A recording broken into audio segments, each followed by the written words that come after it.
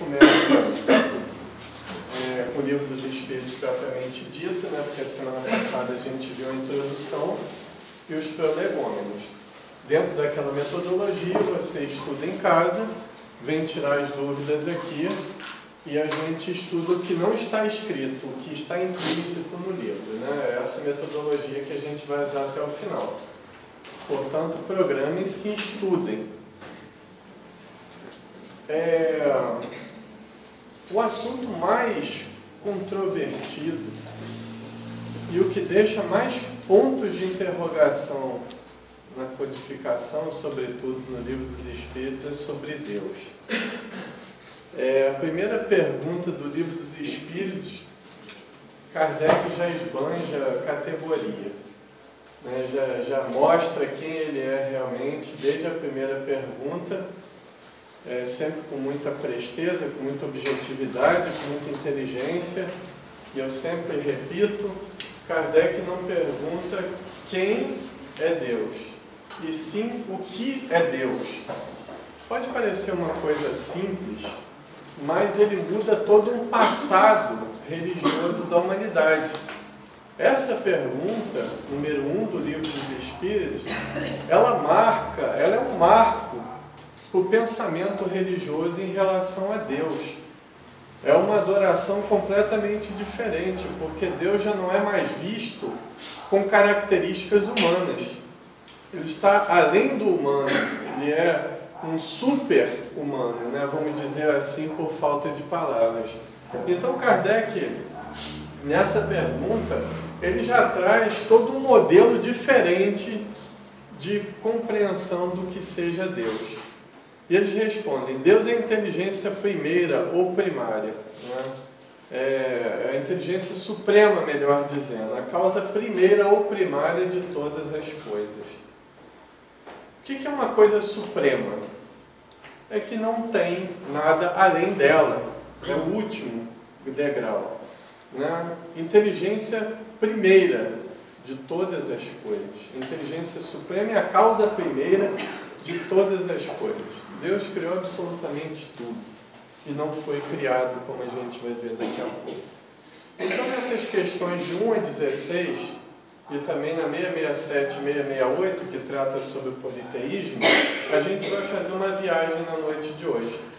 Primeiro nós vamos conceituar o que seja Deus, né? Agora estou me sentindo super importante, um cavaleiro Jedi, né? Estou aqui com a minha caneta, ela muda. Dessa vez ela vai mudar, quer ver? Tá vendo? Trocou o negócio? Não, era um problema operacional.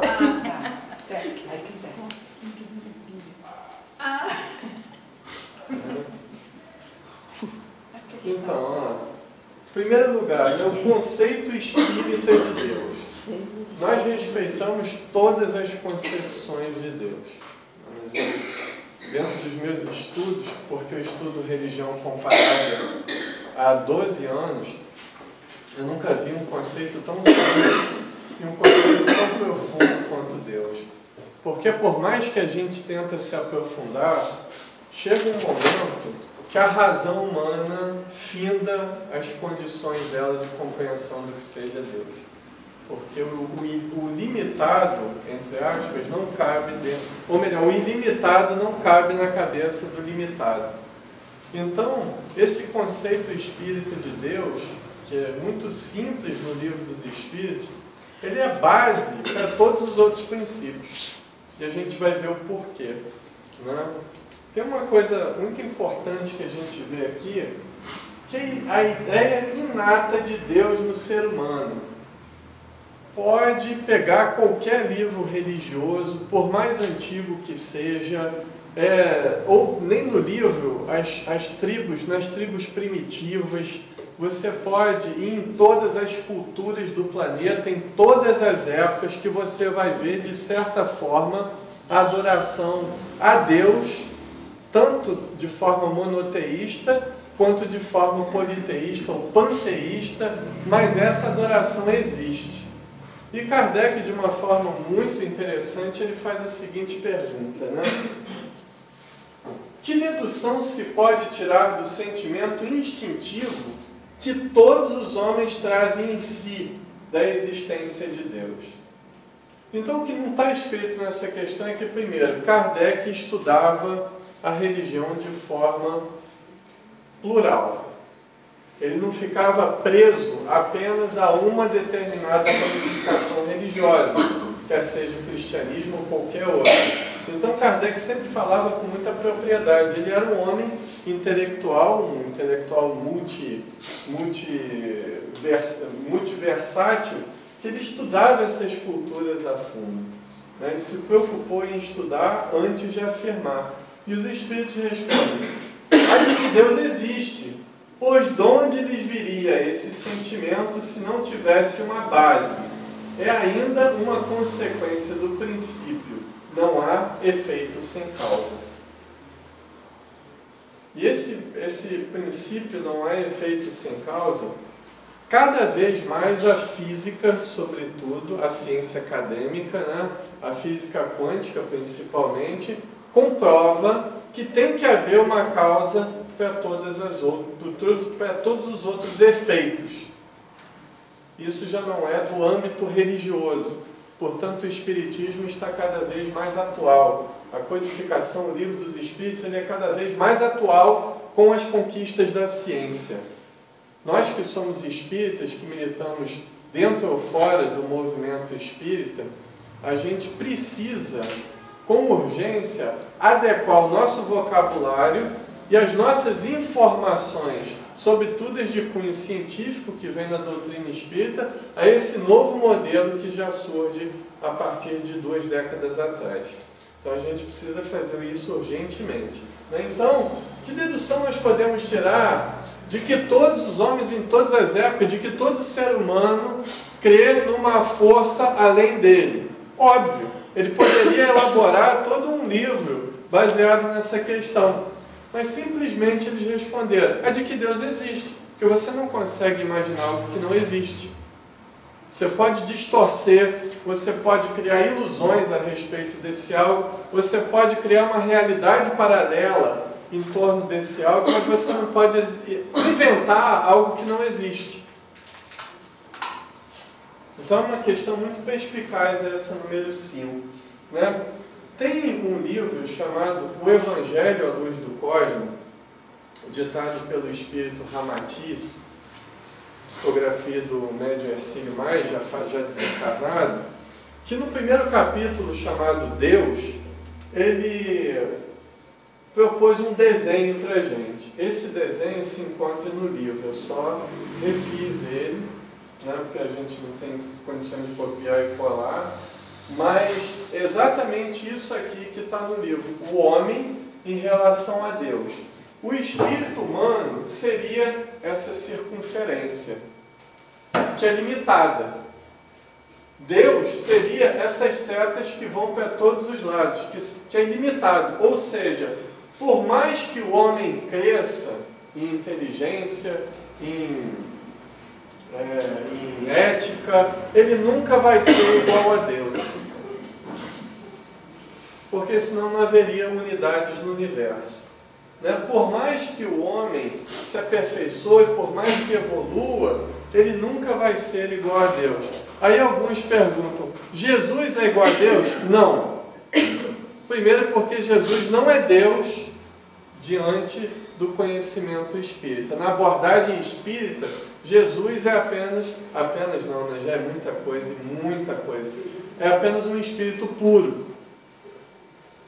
Mas nada impede, e a gente vai ver isso mais para frente, que hajam espíritos dentro dessa pureza que já tenham ultrapassado o grau de Jesus. Sem menosprezar Jesus, logicamente, porque ele é o nosso modelo e guia. Amém. Mas nada nos impede de, teoricamente, pensar que há espíritos que conhecem ou detêm conhecimentos maiores do que os de Jesus. Né? Jesus, no dizer de Emmanuel, no livro O Consolador, ele é o governador espiritual do planeta Terra. Ele fala isso também no livro A Caminho da Luz.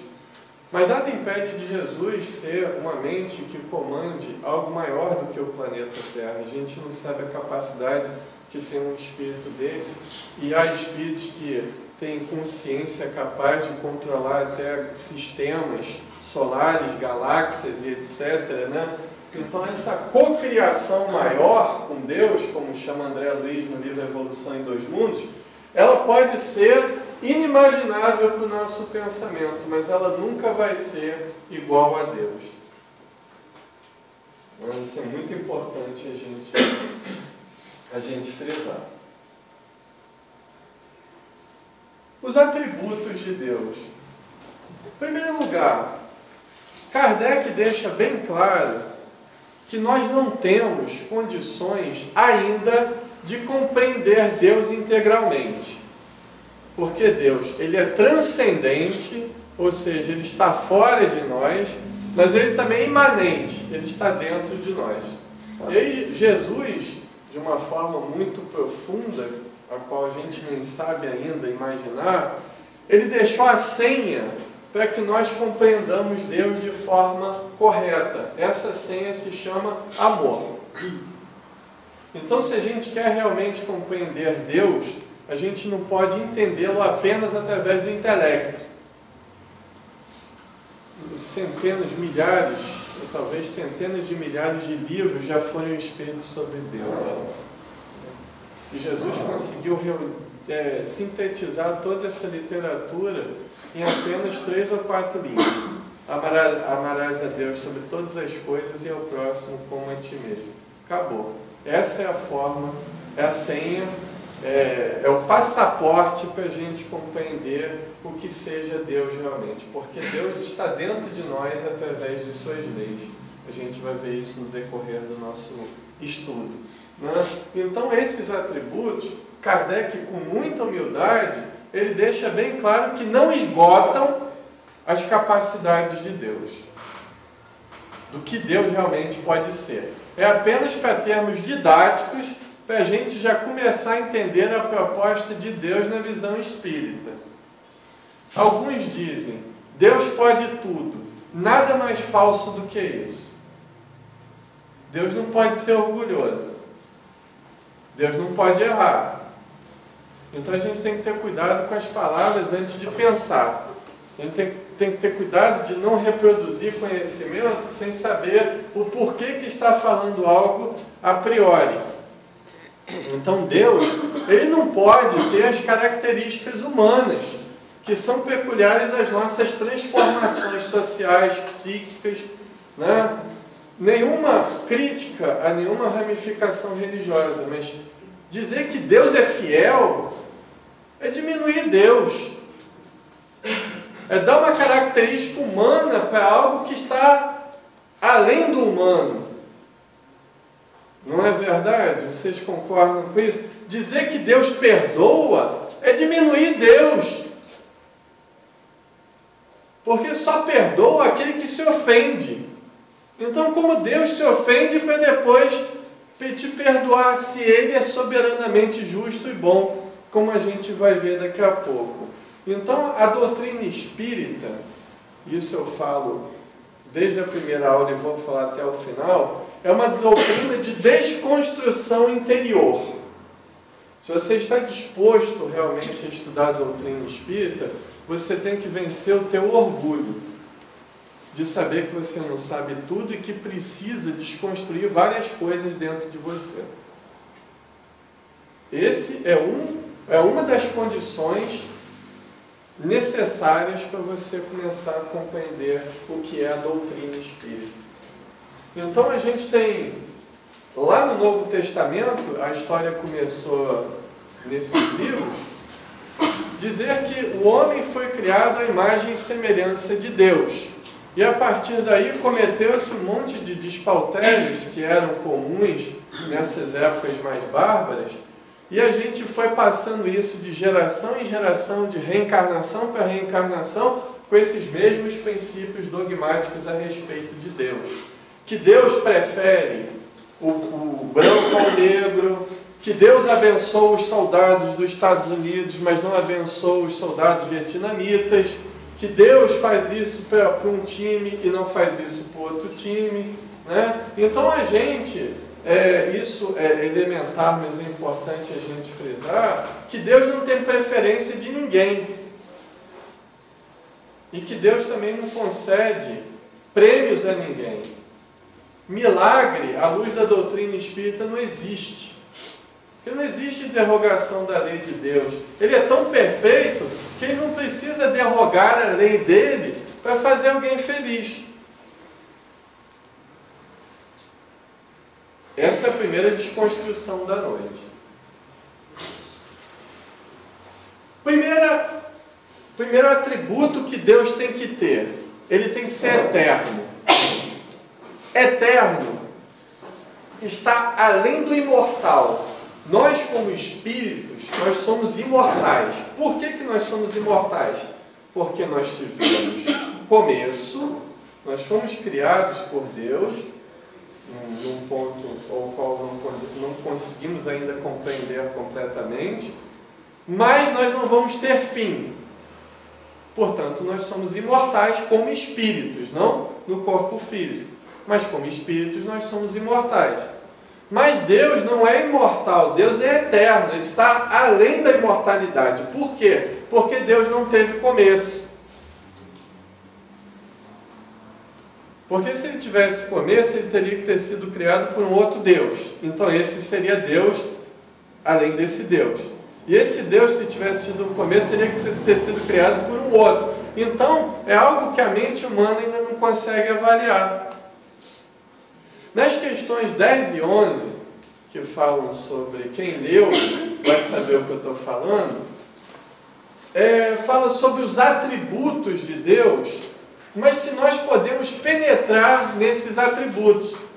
O Livro dos Espíritos dá a entender que sim, mas não no grau de consciência que nós estamos agora nesse momento evolutivo. Nós vamos sim, um dia nós vamos compreender Deus, mas nos falta, tanto na linguagem como no sentimento, as chaves necessárias para a gente compreender Deus. Querem um exemplo disso? O espírito Hermance de Foucault, com estatísticas baseadas no Hospital Esperança, lá no mundo espiritual, ela diz que o ser humano, em média, né, ele só consegue manifestar claramente cerca de 12 a 16 tipos de sentimento diferentes no cotidiano. Sendo que existem quase 80 tipos de sentimentos diferentes que nós podemos vivenciar como encarnados. E como desencarnados, isso se amplia um pouco mais para cerca de 20 sentimentos a mais, que são desconhecidos da maioria dos encarnados, por nos faltar a sensibilidade à evolução e por esse corpo de energia densa tolher um pouco a liberdade do espírito. Então imagina o quanto nós precisamos ainda conquistar interiormente para entender realmente o que é o amor. Porque se a gente ainda confunde a todos os momentos o amor com apego, com carência afetiva e com um sentimento de posse ou possessividade, como a gente vai entender algo tão sutil como Deus se a gente ainda não consegue entender nem o que é o amor direito? Então nos falta essas senhas, que são todas elas baseadas no amor, para a gente poder realmente compreender o mistério de Deus, né, como está de forma metafórica no Livro dos Espíritos. Então Deus é eterno. Ele não teve começo e nem terá fim. Ele é imutável. Ele é completamente imutável. Ou seja, Deus não evolui. Deus não cresce. Ele é. E a gente não consegue ir além disso, né? Por mais que a matéria passe por transformações, por mais que a gente vá cada vez crescendo em consciência, em capacidade de amar, em conhecimento, Deus sempre foi a mesma coisa. Ou seja, Ele é perfeito. Nós somos perfectíveis. Deus é perfeito. É a perfeição absoluta. Outra coisa, Deus é imaterial. Deus não pode ser Daqui a pouco a gente vai ver a questão panteísta, que é um sistema religioso que formou várias religiões na antiguidade. Deus não pode estar sujeito às transformações dessa matéria, porque senão ele contrariaria esse princípio da imutabilidade, porque a matéria, a energia densa, ela passa por transformações, e Deus não passa por nenhuma transformação. Deus é único, ele tem que ser único, né? Para haver unidade de vistas no universo. Mas aí alguns questionam que mesmo a figura do Deus único já é diminuir Deus, porque o um ainda é limitado. Mas o um ao qual a doutrina espírita se refere não é uma limitação, nem de espaço, nem no tempo. É apenas uma unidade de forças, uma unidade de inteligência. É a supremacia da inteligência. Não é relação nem ao tempo e nem ao espaço. Isso também tem que ficar muito bem explicado, né? Depois a gente debate mais. Deus é onipotente, ou seja, dentro das leis que operam no universo, tanto as leis físicas quanto as leis morais, que a gente estuda na terceira parte do Livro dos Espíritos, são leis únicas, que são válidas para todos, em qualquer parte do universo e em qualquer situação. A lei divina é única para todos. Só a forma de abordar a lei divina é que muda de ser humano para ser humano, de cultura para cultura e de estágio evolutivo para estágio evolutivo. Mas a lei divina sempre foi, é e sempre será a mesma. Ela também não muda como o próprio Deus. Deus é onipresente. Ele está em todos os lugares. Mas como Deus pode estar em todos os lugares se ele não pode ser material? Não quer dizer que ele seja esses lugares, que nós sejamos parte dele. É que através de um mecanismo que a gente vai ver no decorrer do estudo, Deus consegue estar em todos os lugares. Até há um espírito que certa vez nos disse que o pensamento de Deus é energia amorfa, ou seja, é o que Kardec chamou de fluido cósmico universal. Seria a forma de onipresença de Deus. Mas isso a gente também pode debater, porque é um conhecimento fechado, né? E o último atributo, Deus é soberanamente justo e bom. Ele é justo porque tudo é regulado no universo através da lei de causa e efeito. Não há exceções a essa regra. Mas também Deus é misericordioso e extremamente bom, mas sem conceder privilégios aos quais nós não mereçamos. Nenhuma daquelas curas no Evangelho foi um prêmio divino para aquelas pessoas. Todas elas estavam enquadradas no princípio da lei de causa e efeito regido pela reencarnação. Nada daquilo ali foi de graça. Todas as curas que foram feitas por Jesus, na verdade, foi uma autoconquista daquele que recebeu, porque já estava num estágio evolutivo capaz de já receber aquela, vamos dizer, graça, que não é de graça, né?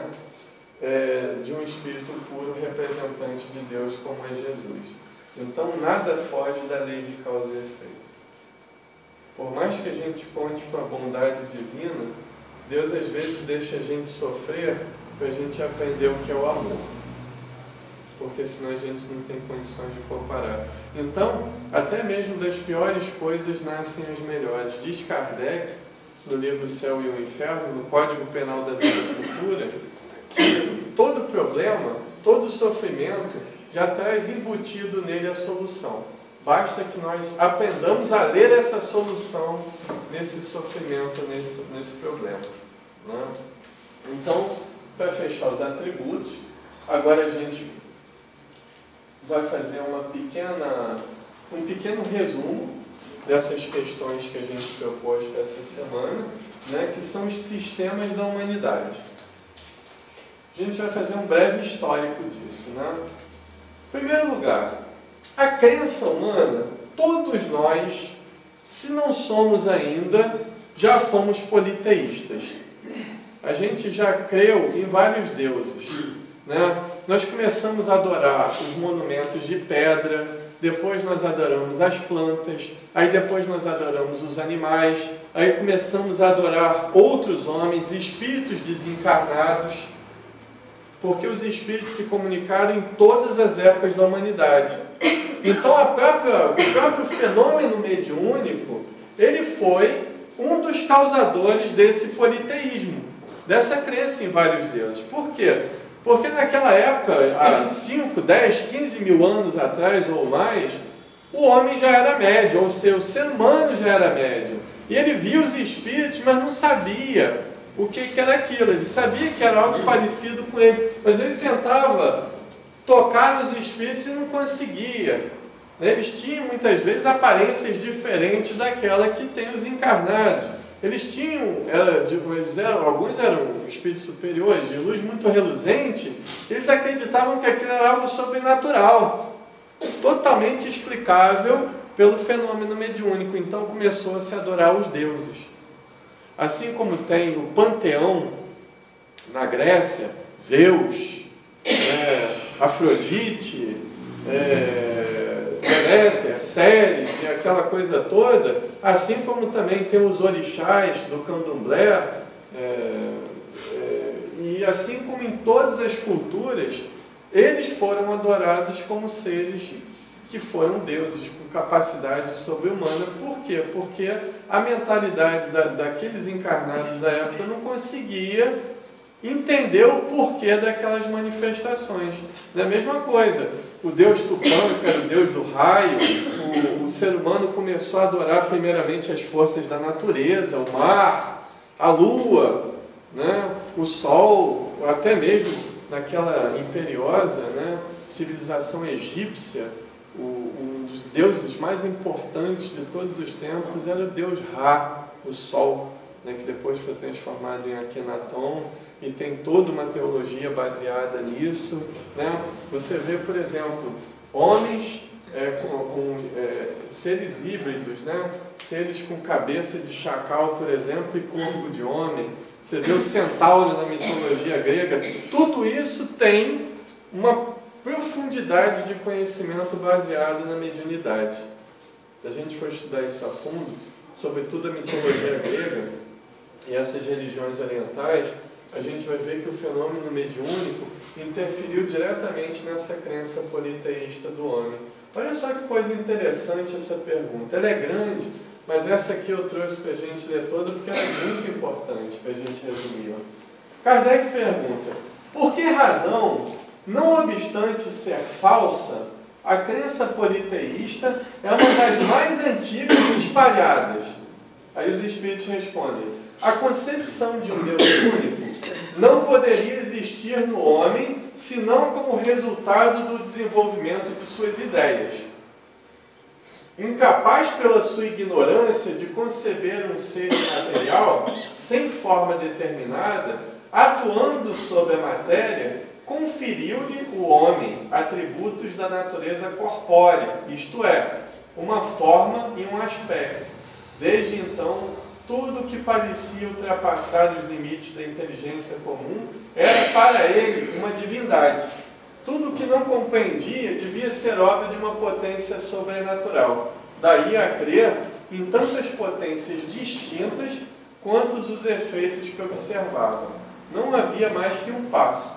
Em todos os tempos, porém, houve homens instruídos que compreenderam ser impossível a existência desses poderes múltiplos a governarem o mundo, sem uma direção superior, e que, em consequência, se elevaram à concepção de um Deus único. Eu trouxe aqui 2 exemplos do que os espíritos disseram a Kardec de religião comparada. Já viram essas 3 figuras aí? Brahma, Vishnu e Shiva. O que significa isso na teologia hinduísta? Eu vou falar aqui muito pouco, né, porque a gente não vai ter tempo. Esse assunto é um outro estudo de religião comparada, né, mas é muito importante a gente deixar essa ideia de Kardec do Livro dos Espíritos, ela é muito antiga. Brahma significava a criação, Vishnu, a conservação, e Shiva a destruição. Né? Olha só como o Livro dos Espíritos é profundo, olha como Kardec foi intuído, inclusive por espíritos orientais. Porque no Livro dos Espíritos, na primeira parte, fala-se sobre a criação. E na terceira parte, quando se fala da lei divina natural, tem duas leis que se equiparam, se complementam, que já são previstas inclusive na China antiga.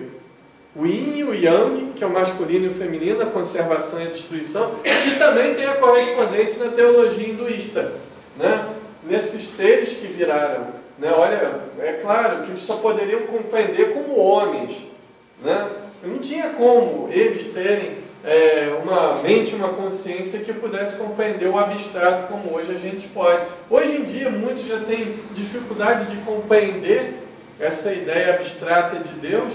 Falar 5.000 anos atrás, né?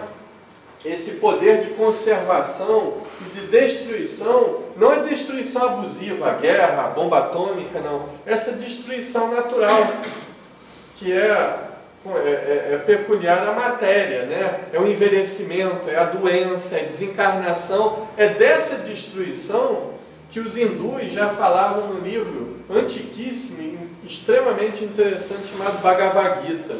Alguém conhece esse livro? Já leu alguma parte? É um livro interessantíssimo para a gente estudar no Centro Espírita, porque ele fala dos princípios, muitos princípios que estão no Livro dos Espíritos já existem no Bhagavad Gita. E a gente está falando aqui de 5.000 anos atrás, de teorias muito antigas, que o Livro dos Espíritos conseguiu sintetizar sem o véu do mistério, sem o véu da superstição. Então a gente está falando aqui de profundidade do pensamento que o Livro dos Espíritos conseguiu, Kardec conseguiu em 12 anos, sintetizar o pensamento religioso de todos os tempos da humanidade. Pouco, né? Pouco isso, né? Tem uma outra trindade que também está prevista na teologia egípcia, na religião egípcia. Esse é Osíris, essa é Ísis e esse é Horus, né? Aquele homem com cabeça de gavião, né? Vocês já devem ter visto. Só um instantinho, depois a gente comenta. Horus, ou melhor, Osíris, ele é o princípio da matéria. Ele é o princípio material. Ísis é o princípio do mundo espiritual. Equivale ao mundo espiritual do Livro dos Espíritos. E Horus significa a síntese, a interação, a interexistência que existe entre mundo material e mundo espiritual. Tanto que o olho de Horus, eu não sei se vocês já ouviram falar, aquela figura do olho de Horus, nada mais é, nada menos é do que a própria glândula pineal. Que a glândula pineal é exatamente um marco entre a matéria densa e a energia vinda do mundo espiritual, que é traduzida através da mediunidade. E os egípcios já conheciam esses mecanismos há mais de 3.000 anos, 4.000 anos atrás. Então, dentro dessa trindade, também está previsto no Livro dos Espíritos. Tá? O panteísmo. Kardec pergunta se a doutrina do panteísmo era algo verdadeiro. O que é o panteísmo, né? Tem várias formas de se abordar o panteísmo, mas o panteísmo em si, numa visão bastante simples, é o seguinte, é que todos nós e tudo que existe, toda a matéria que existe é Deus. Uma planta é Deus, a Dona Conceição é Deus, essa câmera é Deus. Então tudo que existe é o somatório do que Deus é. Então contraria completamente essa visão de que Deus é imutável. Até dentro de algumas escolas budistas, eles estudam, meditam e educam a consciência para entrar num estágio chamado Nirvana. Então, para algumas escolas budistas, o Nirvana nada mais é, nada menos é do que você voltar para o todo de onde você veio.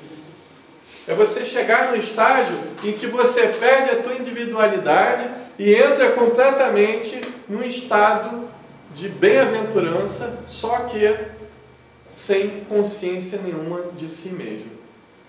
Outras escolas budistas já admitem que, mesmo no estágio de nirvana, nessa bem-aventurança, você ainda mantém a tua individualidade e volta, como Siddhartha voltou, para ensinar que o outro conquiste também esse estado de iluminação, de autoiluminação. Mas aí varia muito de escola para escola, né?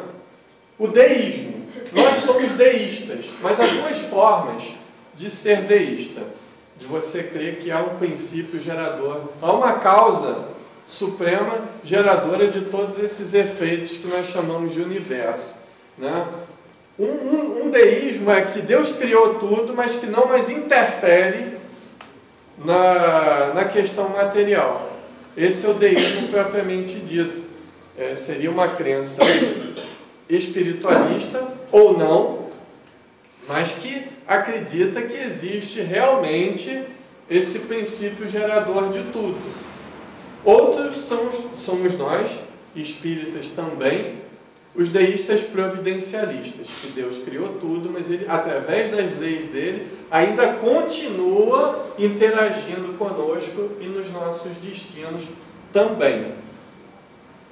Então esse deísmo providencialista ele é muito perigoso, porque foi a partir dele que surgiu a ideia de milagre. Foi a partir dele que se começou a ideia de que Deus castiga e Deus premia. A ideia católica, a ideia cristã do pecado original, tudo surgiu a partir disso. Então é muito perigosa essa ideia também. Esse deísmo providencialista, ele precisa ser entendido de uma forma inclusa dentro da lei de causa e efeito. Porque senão a gente perde o fio da meada em relação à bondade divina e à justiça também, né? E por fim o materialismo. Na questão número 9 do Livro dos Espíritos, Allan Kardec pergunta por que o homem se torna materialista se em todas as épocas da humanidade o homem intuía que Deus existe.